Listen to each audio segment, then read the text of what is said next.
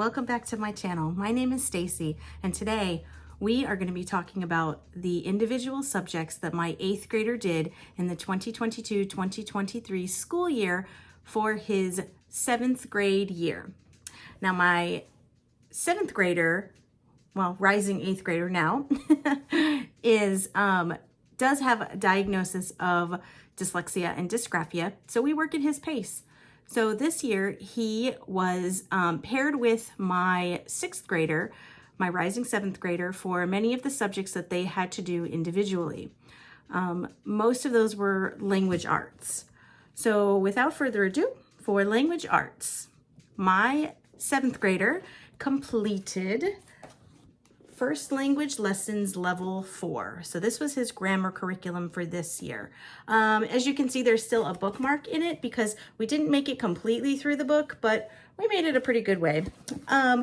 So they did like 53, 52 lessons in this book, and they thought it was okay. For First Language Lessons, there's lots of sentence diagramming that's going on in here. So with the sentence diagramming, I thought that my kids were really learning how to put the words in the right places in the sentences, but they didn't have a really great grasp of what that even meant. So they're able to take a look at the picture that's, the little diagram that's below the sentences, and they fill the word in. And they know where to put the words. They just have no idea why they're putting the words where they're putting them. And I feel like this curriculum did a really good job of explaining definitions of different types of grammar concepts. And my kids can rattle off the definition like it's nobody's business. So they did really well with that part. They did really well with the poetry memorization. But I just thought that the sentence diagramming, the way that it's done, wasn't the greatest for our family. So we decided at about lesson 53 that we were going to go ahead and table it for the rest of the year. It was about the end of the year that this happened, maybe late April. So we didn't, worry too much about it. I was worried about how well my kids knew their grammar. We did do standardized testing at the end of the year this year, and I was shocked that all of my kids did well above average for grammar. So that does have something to say very good about this curriculum. They did really well with this on their standardized test. So that is where we ended off with grammar. This was level 4 of First Language Lessons, so it is the last level for the First Language Lessons series before you get up into the next series on the Well-Trained Mind Academy. And I do think that we are going to make a switch for next year and try something different. You might be able to tell from our thing over there what it might be. I'll tell you in a video later what that's going to be next year for my kiddos.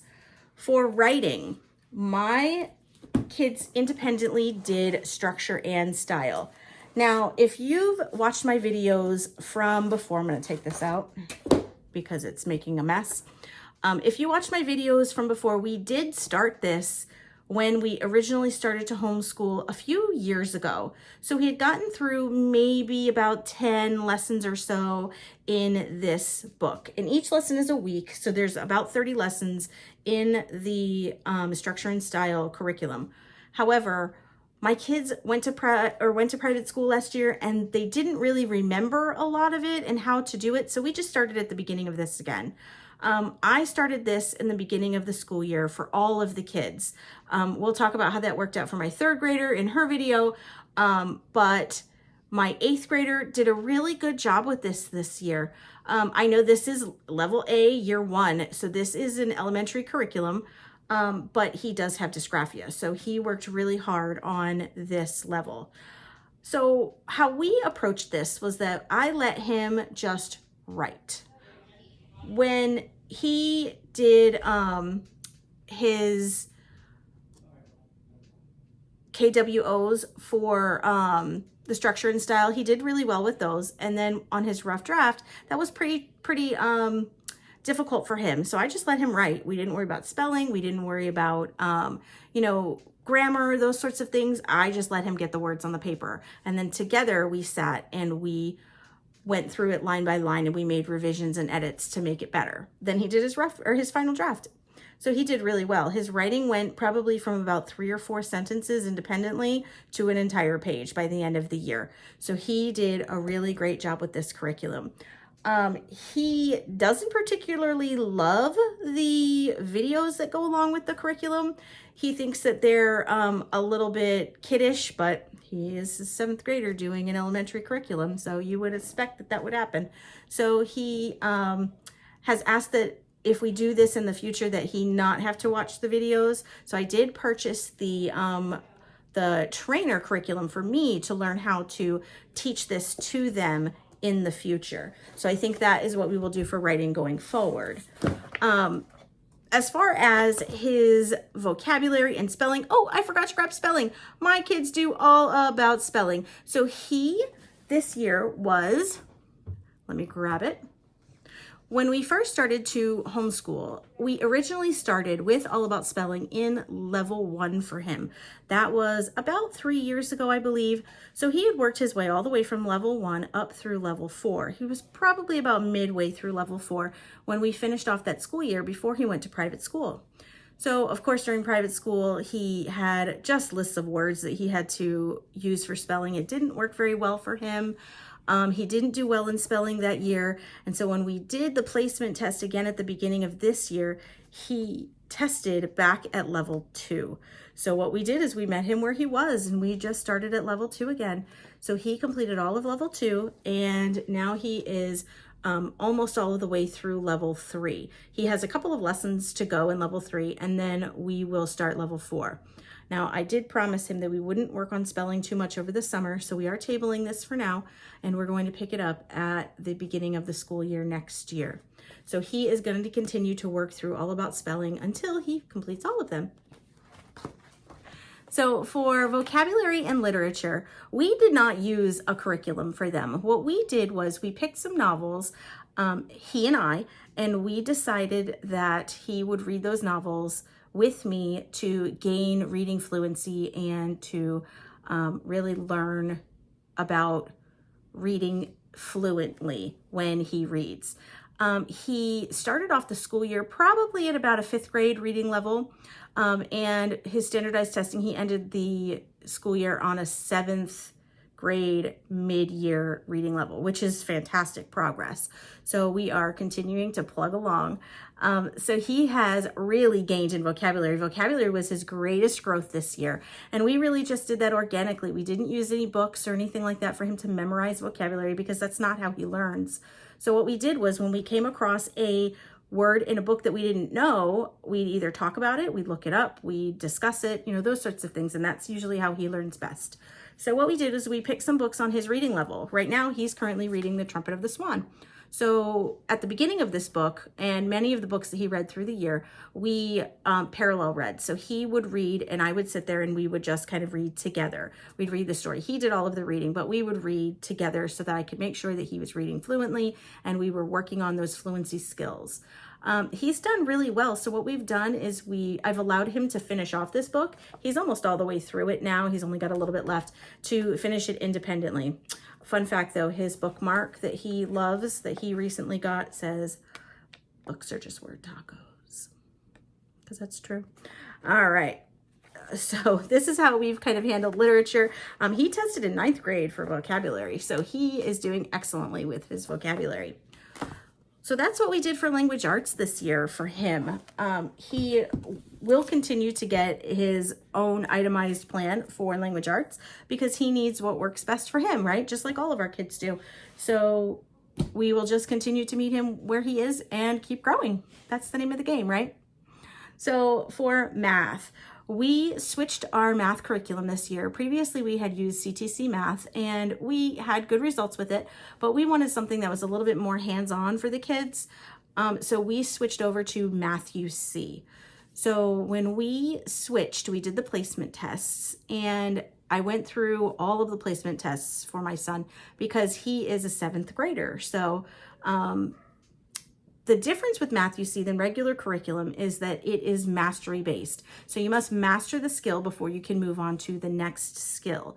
There is a lot of practice and review once you get your skills down, so you don't lose them, because, you know, we all know, I don't remember the Pythagorean theorem, but I mastered it at one point, right? So there is a lot of review once they master a skill.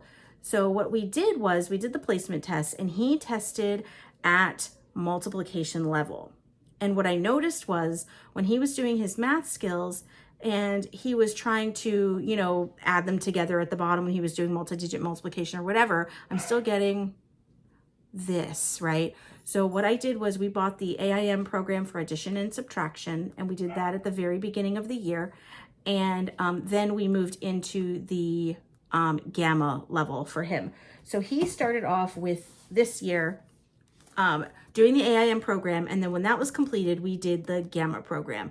Now he completed this entire program this year because what happened was once he completed all of his multiplication facts and he had them all down really quickly where he could remember them super fast, he was able to utilize the skills that he learned previously for multi-digit multiplication and just remember how to do that. So he had stored that away in his long-term memory, but I think because he was so busy trying to remember the procedures on how to do the steps in these problems and remember the math all together and how to get to 7 times 8, it was just too overwhelming. So he couldn't put it all together at that point. So what we did was we stopped and we learned the multiplication facts. We got that down. Now all he has to do is concentrate on the steps. And so he was able to just fly through it. So he did the last many lessons of this book really just by testing out of them and showing me that he could do the things that they were asking for in the lessons. So he finished off the Gamma book that way as well. Then we started on Delta. So we started on Delta as soon as we were finished with Gamma, because we do continue to read and do math all through the summer. And the same thing happened in Delta. At the beginning, he was able to now just take those multiplication facts that he learned and, you know, reciprocate them to be able to do his division. So division has been easy for him to remember because it's like, oh, well, that's just the opposite of, you know, whatever. So he was able to figure that out very quickly.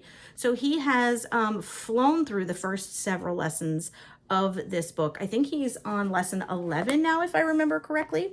He's working through lesson 11, and that has to do with angles of triangles and all that kind of stuff, if I remember correctly. Oh, no, that's like mean, median, mode.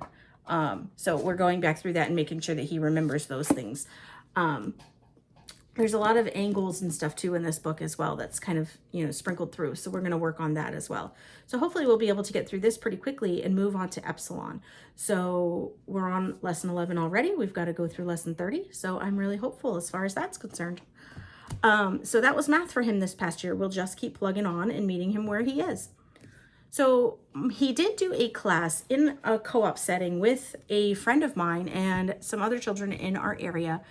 That was a logic class. So the class was based upon 2 books. So she used the Fallacy Detective when writing the curriculum, and she also used the amazing Dr. Ransom's Bestiary of Adorable Fallacies. And the kids thought that this book was absolutely hysterical. They thought it was so cute because for each logical fallacy, there is a little animal that's assigned to it to kind of help them to remember what it is that the fallacy is all about. So like, for example, fallacy number 1 is ad hominem. So there's this adorable little animal that they've created for this fallacy, and then they read through the story, which is only a couple of pages long. See, it's got pictures and stuff in it that are just adorable.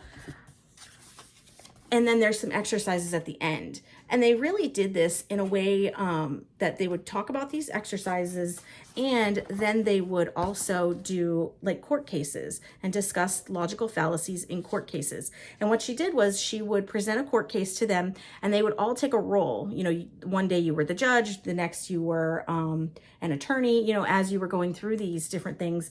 and you couldn't use the fallacy that week. So it built upon itself. So the first week they couldn't use the first fallacy. The second week they couldn't use the first or the second fallacy, all the way up through the different fallacies.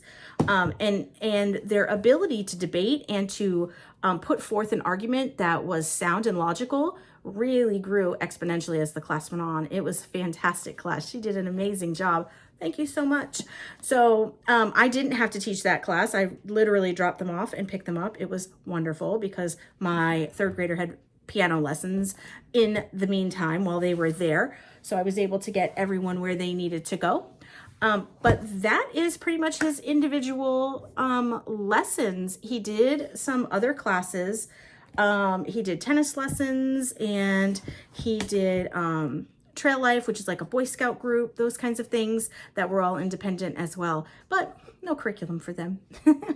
So I would greatly appreciate it if you would give me a thumbs up and subscribe to our channel as we're trying to grow again since coming back to YouTube. I greatly appreciate you guys. If you've made it this far, thank you so much.